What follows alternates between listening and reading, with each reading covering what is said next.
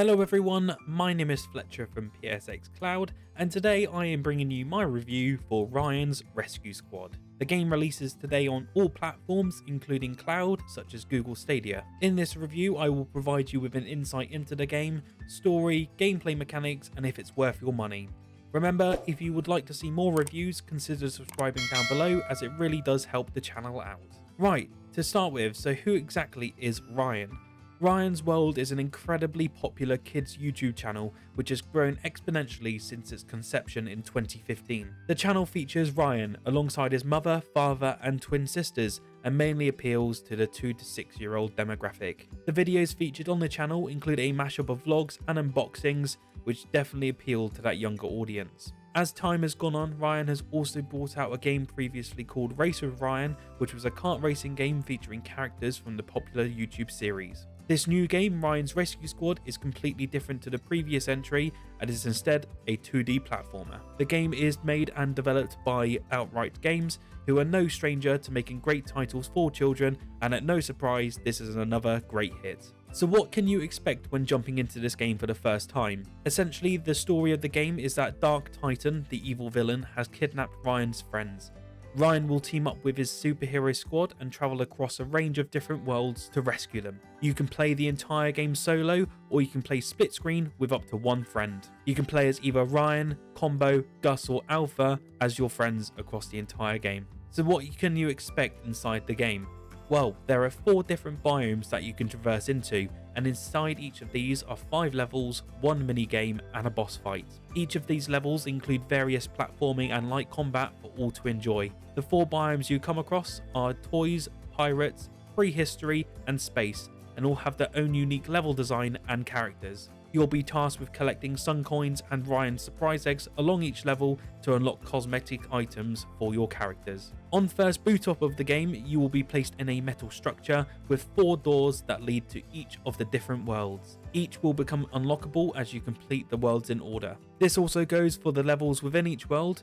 Once you finish level 1, you unlock level 2, etc., with number 5 unlocking a portal into the boss fight upon completion. As you embark on your journey across each of the different worlds, you will encounter dialogue which is voiced by the actual stars of Ryan's World. These are short and brief cutscenes, but set the scene nicely, especially for the younger audience who might not have the longest attention span. Throughout each mission, you will traverse different obstacles and enemy types that might be in your way. These enemies will range from snails, ogres, and even small little squid-like creatures. You might be thinking that the controls in this game might be complex, especially when combating the enemies. However, it is as simple as pressing the X button to attack and the A button to jump. The controls in this game are very simplified, and that is especially great considering the young demographic that the game speaks to. Personally, my 4-year-old son had little in the way of issues when traversing each world and only got stuck on the odd hurdle when there was a long jump or multiple enemies on the screen at one time. During each of the worlds, there is always some sort of unique mechanic that players will come across. For example, on the Pirates world, you will come across your dolphin friend who will help you navigate underwater areas. This creates a fresh approach to levels and gives a level of verticality not usually found in platforming games. My son personally loved these areas and kept replaying them, as he did get slightly bored of the platforming in the toys level due to there being no variation. As I mentioned, during each of the worlds there are different collectibles. In one of the levels you will find a secret puzzle piece which is hidden. If you find it, then you will unlock a small bonus mission. These bonus missions do feel slightly tacked on and are not very complex at all. All they really do is give you some extra sun coins which really don't do anything, and my son did get bored very quickly when playing these. Unfortunately, it is an area in which I wish the developers did expand a bit on. At the end of completing the 5 missions, players get to access a boss battle. These are with 4 different enemies across the world and are actually quite fun and can get a little challenging later into the fights. Essentially, the bosses do have the same attacks which are firing these green slime balls at you and then will charge at you once they're on the ground.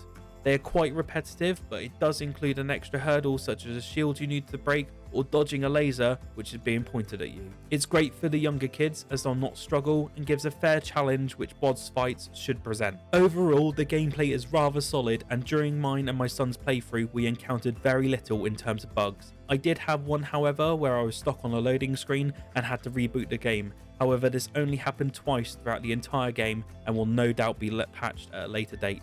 I personally managed to complete the game in 3 hours, which is fairly acceptable as an adult on a kids game aimed at a 2 to 6 year old audience. My son managed to complete it in 6 hours and he's 4 years old, so to me that is a perfect length for a game. Each level takes on average 5 to 10 minutes to complete, so for young kids with short attention spans, this is a blessing. There were only a couple of downsides in which I can take away from this game, and these did annoy both me and my son. To start off with, these soundtracks are pretty lackluster throughout the entire game.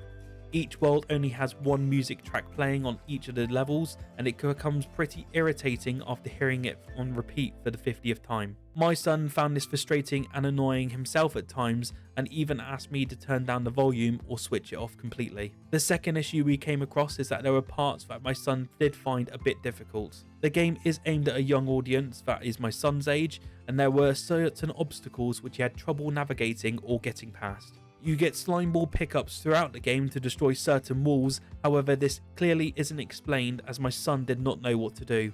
Alongside this, there are certain choke points. You would face 5 to 6 enemies on the screen that charge towards you, and my son got completely overwhelmed every single time. This isn't a massive issue if the younger player has a parent or guardian with them, however alone they could become very frustrated with this. So my final verdict of the game, and do I think it's any good? Well, I was very surprised with the amount of content in this game compared to other kid games of the same genre. The level design is very fun and interactive, and the added touch of fully voiced characters really makes the young ones get involved. The added addition of variety from each world alongside the boss fights make for an entertaining experience, especially when playing in split screen mode. I cannot ignore, however, the odd difficulties that my son came across and the poor audio soundtrack. However, overall, it is a great package. I would personally say that if you have a fan of Ryan's World in the family, then this will be a day one purchase for sure, and I do recommend streaming it now. So that's my review for Ryan's Rescue Squad, and it is available today for all platforms. If you like the review, drop a like down below and do subscribe to the channel as it really does help me out. My name is Fletcher from PSX Cloud, and I will see you guys in the next video.